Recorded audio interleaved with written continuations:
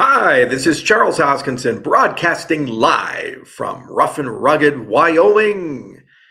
Always rough, always rugged, sometimes Wyoming. Good to see everybody. Today is January 18th, 2026. It has been a very, very busy year. We're working hard. There's a lot going on actually right now, and we're having fun. But it's crypto, and you got to drag crypto kicking and screaming through the streets right now. It's tough, but we appreciate all the love, we appreciate all the support, and we appreciate the fact that everybody's fired up and excited for getting out of this slump and getting to the mountains. It's kind of funny when you think of a saw. Everybody takes a look at the tips, the very top, the point. You kind of need the valleys to be able to make the saw because you need those triangles. So every mountain needs a valley, or else it's not a mountain.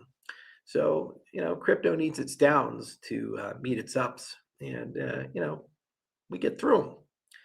We had a lovely workshop where we talked about the roadmap of midnight, and we went into exhaustive detail. You see, it's not just about privacy; it's about creating a universal construction for privacy enhancing technology. MPC and TEE and fully homomorphic encryption and ZK, because they just build the latest and greatest ZK system. My ZK system is a little faster than your ZK system. My thing is a little faster than your thing. My proof size is a little bit more optimized, and that's completely immaterial to privacy, because privacy is your data, privacy is your network stack. Privacy is the ability to lease something to somebody and they have it for 24 hours and then you get guaranteed erasure. Privacy is your ability to have plausible deniability, to stenographically embed things in network messages. It's a very rich and vibrant field. And if you're really serious about privacy, you have to do the whole banana. You can't just do one part of privacy enhancing technology. So we had a lovely conversation about PET and where PET meets abstraction. So you have intents and you have wallet abstraction.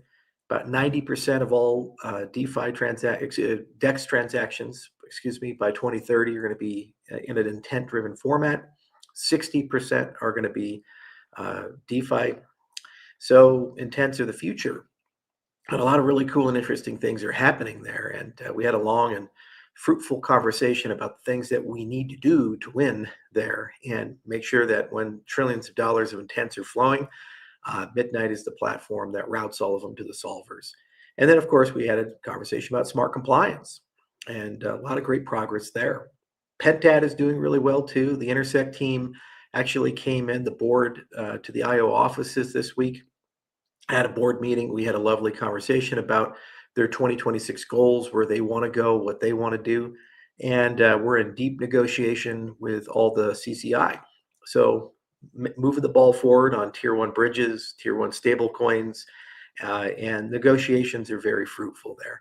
And I keep saying, come on, guys, let's get ink on paper so we can announce a few things. But things are looking good there. There's a lot of pessimism and cynicism that leaks its way in, and people have gotten into this cycle of just toxic learned hopelessness. They're waking up every day and they're saying, if it's not announced instantly right here, right now, it's a scam. It's never going to happen. Everything's horrible. The sky is falling. And, one of the great lessons of being off of Twitter for the last 2 weeks, actually now 18 days, has been to escape that cycle of learned hopelessness and toxic, cynicism. You see, I broadcast to Twitter, but you'll notice there's no tweets. There's no engagement. Why? Because I uninstalled the app. And so I have API access to push StreamYard, but I don't go there. I don't read the comments. I don't deal with it anymore. What's the point? It's really easy to just sit and complain and say everything's going to be horrible and terrible and we're never going to achieve anything and the price is always going to be low and everybody's lost all their money and it's over, it's over, it's over, it's over. What effort have you put in? What have you achieved? What have you built? What have you contributed to the conversation? Nothing. Absolutely nothing. You've contributed nothing. You built nothing. You've achieved nothing. And if that's how you want to live your life, and you take that attitude into everything, I want to lose some weight. You'll never do it. You're a fatty. I want to get a better job. No one will hire you. You're stupid. AI is going to take all of our jobs away. Imagine how miserable every waking moment. I need to get a better relationship. No one will ever date you. Fat and stupid and poor. Imagine how miserable your life would be, and is for many of you. Hard work. Hard work is not defined when it's sunshine and rainbows and everybody's doing well and feeling great. Hard work is when you have a gout attack and you have to wake up and still hit the gym. Hard work is when you've committed to a long tour, you're exhausted, you don't have a lot of gas in the tank, you still get on the plane. And when you meet those people, you shake their hand, you pretend like it's the best day ever. And you smile and nod because they showed up for you. Hard work is looking at a roadmap for the 14th time and saying, let's do it again and create a 15th iteration because it's not quite good enough. That's what hard work is. And that's where the greatness comes. That's where the success comes from. It doesn't come from you sitting on your couch complaining about how bad things are. It comes from having enough agency to realize you have some ability to influence and change the world. I can't change the markets. I'm deeply frustrated. And I'm also deeply frustrated that the embedded actors, every single time we seem to be making some progress, pull the rug out from underneath us. We saw it in October. And 100 times before. Again and again and again and again and again and again. Just get back up and do it again. Keep working, keep building. Because we make progress.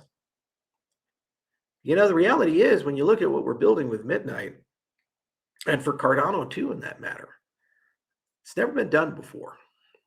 A universal pet primitive, lattice-based folding, to actually bring folding to the entire industry and combine it with the intense revolution, to have a real shot at automated compliance, settlements compliance, one global market, 24 hours a day, 7 days a week, trillions of dollars of transactions and things settling. They say, you'll never do it in Cardano. You'll never do it in Midnight.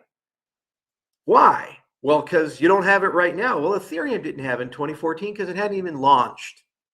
Bitcoin didn't have anything in 2008 because it hadn't even launched.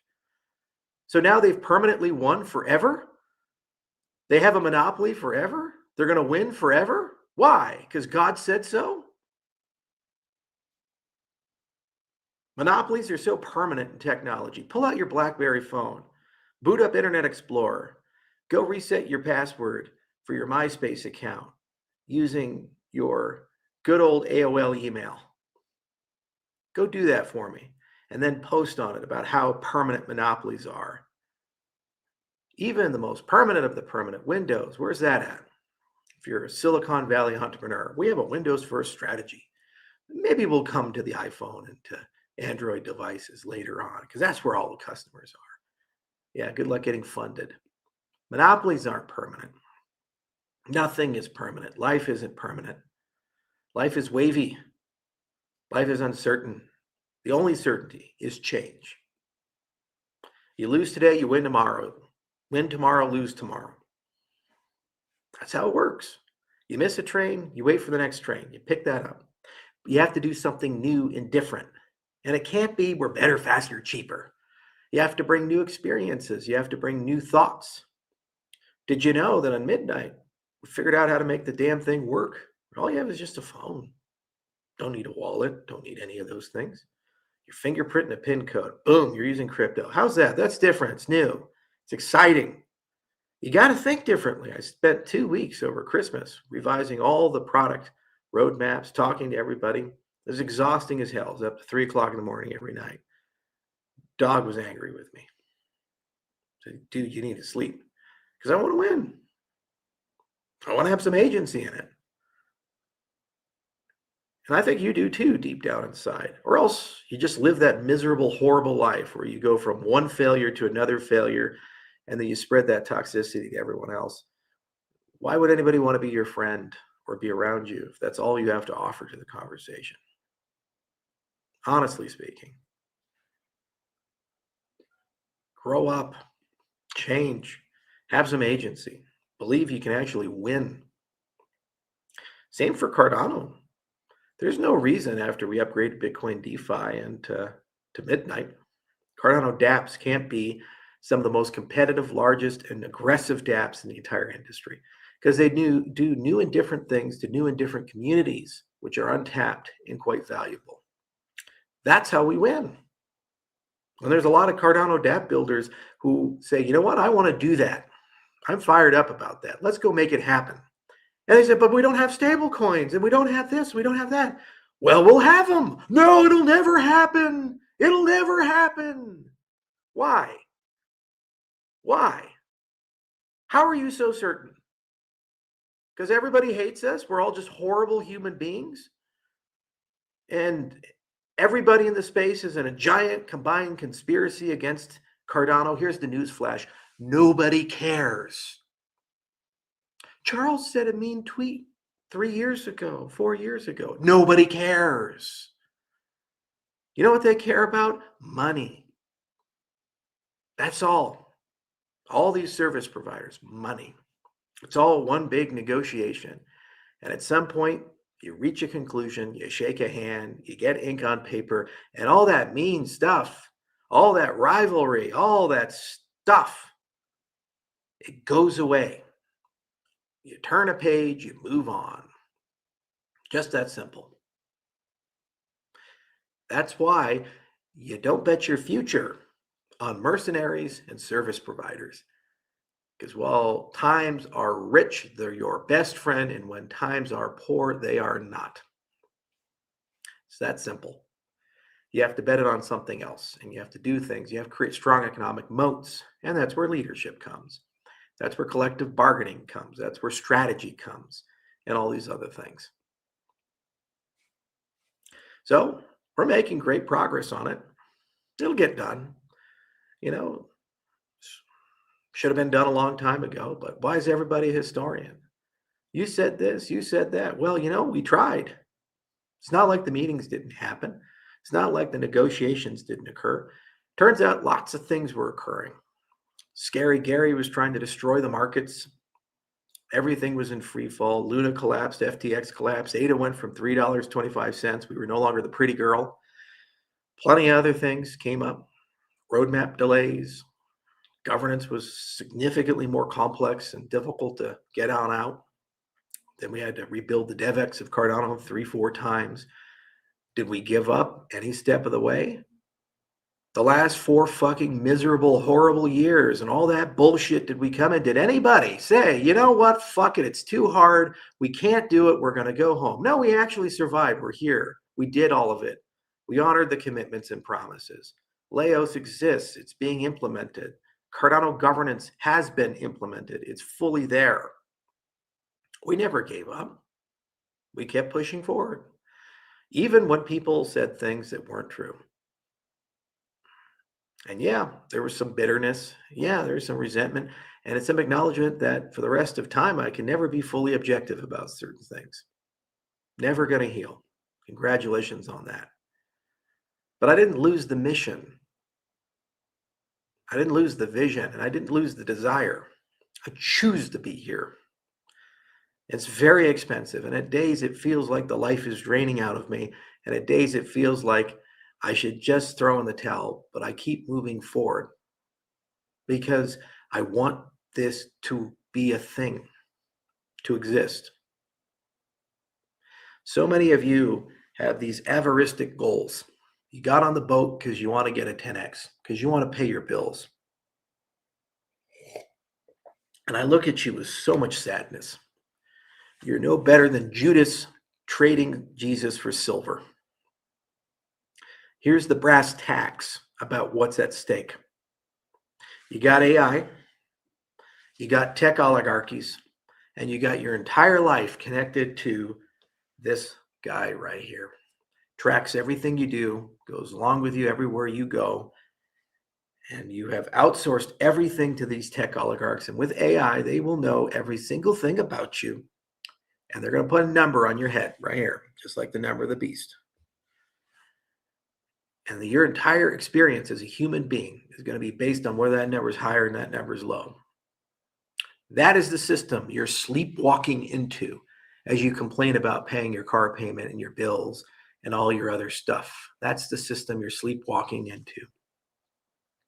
Do you really want to live in a world where every single thing you say, think, and do is monitored? Do you really want to live in a world where your entire value as a human being is a number that an artificial intelligence agent has stamped on you? Because that's what you have with the legacy financial system. And no one is going to save you. The whole reason our industry exists, with its avarice, its chaos, its stupidity, its meme coins, and its bullshit, is because it's the only thing humanity has invented to avoid that dystopian hellscape of a future. That's it. That's the whole reason it exists. And you judge the success and failures of the industry solely based upon coin market cap and whether people got a 10x or not.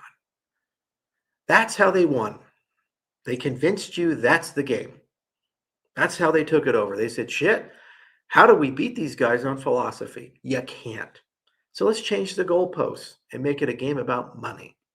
And then once it's a game about money, it's easy to win. Just use all the same old techniques we've had from the past. That's the harsh truth. And deep down inside in your bones, you know it. Deep down inside in your soul, you know it. Because you see it. You see it every day when people get deplatformed. You see it every day with China and social credit. You see it every day with how invasive and pervasive all of this seems to feel. You see it every day in these systems, and they know a scary amount about you. And they're getting to know more and more and more and more and more. And you see it every day as you're being robbed blind, and you have no agency about it. Tell me that $100, how much groceries does that buy you versus what my dad bought versus what my grandfather bought? Tell me that $1,000, how much of your rent does that pay versus what your dad had to pay, your grandfather had to pay? Your money is decaying. The debts are going up. And do you feel any control over all of that? So what you want to do is go make a 10x to go run back into the financial system. You say, I got bills to pay. Change your lifestyle.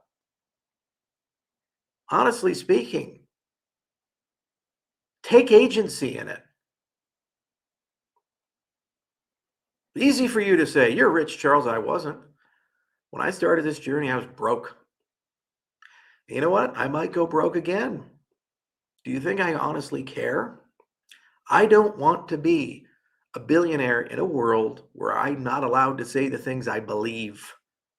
I don't want to be a billionaire in a world where I'm not allowed to travel, express myself, and be myself. And I have to perpetuate a power structure that's pure evil. I'll give it all up if that's what it comes down to. Because at least I get to say in the mirror, I tried. And yeah, I have luxuries. They come and go. Dukas, that feeling of sadness when you try to hold on to things. The world changes. You're on top in the mountaintop. You're down in the valley. Does the fact that I have something today and I won't have it tomorrow really bother me? No, because you can still have a good day. You can still live well. What matters is when I look in the mirror, I say, I was a good person. I was honest. I told people the truth. It's why 2025 was so goddamn hard. Dealing with the Trump administration in this miasma of chaos and idiocy and lunacy and dishonesty. Seeing people jockey for position by forking over millions of dollars, and every single thing was just a popularity contest, and are you in or out? The whims and wills of a mercurial boy king and armies of adoring fans. Why? Because we hate the other guys so much, we just have to tolerate this. We can tolerate neither. We're better than this. And I watched a slow train wreck as we barreled down towards clarity. You know what the current bill has in it? 137 amendments later, it hands the entire keys to the cryptocurrency kingdom to the Securities Exchange Commission. And you have to go beg and plead for them to make it not a security. All new projects are securities by default. How is that any better than what Scary Gary gave us under Biden? Did you vote for that?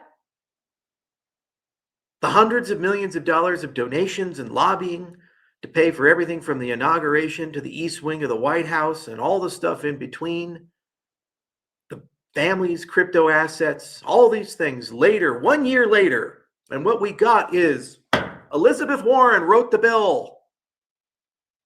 That's leadership we can believe in. And you still got people like Brad saying, well, it's not perfect, but we just got to get something. You know, it's better than no clarity. Hand it to the same people who sued us. Hand it to the same people who put us out of business, who subpoenaed us, who put us in jail. That's better? That's what we fought for? That's what we voted for? And tell me, how do we change it? Like we changed the Securities Exchange Act of 1933. 93 years later, have we been able to change it? No. You pass it, you own it forever. Sorry, Brad. It's not better than chaos. Take the chaos and fight for what's right. Fight for integrity. I didn't sign up to hand the fucking revolution to 15 banks. To live in a world where everything is a custodial wallet, every transaction is KYC'd, everything is mutable and reversible, can be frozen at a whim when that number comes stamped on my forehead. I signed up for freedom, goddammit. I signed up for a revolution. And the leaders in this industry, because they want that goddamn money. Oh, it's so tasty. They want the goddamn private jets and the lifestyle. They've handed the revolution off.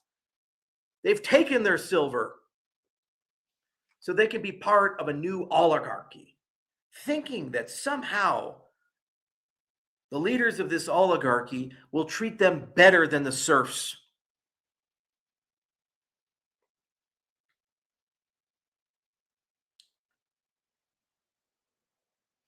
It's not what I signed up for. It's not what you signed up for. It's not what this revolution was built on. It's not what Cardano was built on. It's not what Bitcoin was built on. It's not the doctrine of Satoshiism. You know what it is? It's a lie.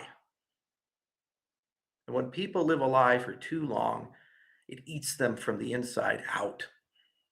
It decays them as people. You see it. They age. They fade. They die inside. And what's left behind, the zombie, is not a person. It's a creature bereft of any humanity. How many zombies do we have in government? How many zombies do we have leading Fortune 500 companies? How many zombies do we have in all the faiths these days? We can't let it happen. So when you ask why midnight, when you ask why Cardano, yes, there's amazing technology. And yes, there's an army of engineers and scientists. And yes, there is absolutely a beautiful commercial strategy and an adoption strategy. And yes, there's groups of people wake up every day and say, what assumptions are wrong and how do we change to win? But the big difference is the people behind it, as long as I live and breathe and I have some influence on the matter, have integrity. Because I remind them every single day, we don't take the easy road. We take the right road. Every single day, I remind them there's a revolution here. And we're not done until you have your freedom of association, commerce, and expression back. We're not done until you're in charge. And the evidence is the last 10 fucking years, we said what we were going to do, and we did it. We said we were going to build a decentralized government, and we did. We said we were going to build a decentralized protocol, and we did. We said we were going to use formal methods, and we did. It was not easy. Every step of the way, hundreds of people said, you can't do this, you can't do that, you can't do this, you can't do that. It was a fight, and it was a hard fight. And it was backbiting, and this and that, and this and that, and this and that. You know what? I don't care. Because I got up and I said, I don't give a shit. We got a mission. We have to get it done. We have to fight. And now we look to midnight, and it's 10 times harder because we have to do it for everyone everywhere. Not just Cardano, the whole industry. And we got to unify PET. It's never been unified before. But you know what? It's a challenge that's worth fighting because it can get us a money system that's honest. It can get us our privacy back. It can break up the tech oligarchies. That is the stuff that matters. Is it risky? Sure. Is there a chance of failure? Of course. But as long as at least one person believes we can do this, they can pick up the torch, and then they can make forward progress, and they can push. But what we can't do is say mission accomplished the minute that some savior comes and parachutes down and then passes a bill and then hands it over to the power structures of the past. The only reason technology can save us is it's the only place where we're allowed to throw away the past and do new things. The monopolies of the financial world, they can persist for centuries. The monopolies of the tech world, they seldom last more than a decade. That gives me hope that if we innovate from that side, we can do new things, and even the big guys can't stop us. But we have to keep the faith. And that's what Sunday's about. We just have to keep the faith. We have to keep moving forward. Tomorrow, it's a holiday. I'm going to be working. And I'm going to wake up, go into the office, get stuff done. We got papers to write. We got code to write. We got meetings to hold. We got things to plan. And the work continues. No matter how loud the dog barks, the caravan has to move on. And the thing that gives me solace in closing is all of you. As loud as I can bark, you're the ones who drive the caravan. You're the ones who are going to get us there. And it's an honor being with you, fighting with you.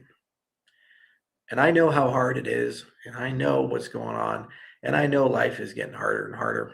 I know it's harder every day to pay your bills, harder every day to keep a stable job. And I know there's an enormous amount of uncertainty, and everybody's angry. Everybody's filled with hate. Everybody is scared. We don't get out of this by succumbing to the worst parts of our nature. We get out of this by realizing that we're all in this together, and we got to work together one way or the other. Despite the fact that we're different, we speak different languages, we believe different things, we come from different cultures, and we have different values. We have a universal value in that we're humans who want to be free and live in liberty. And there's a universal value in that we want a world of objective reality and integrity. So the only way we get back there is we embrace the technology to get us there. The road ahead is long, circuitous, it's painful, but it's worth taking because it's the only road that leads to a good place. All the other easy roads don't. Never forget that in the coming weeks, the coming months, and the coming years as we encounter challenges. But also never forget that we will get to where we want to go. Thanks, everyone. Cheers.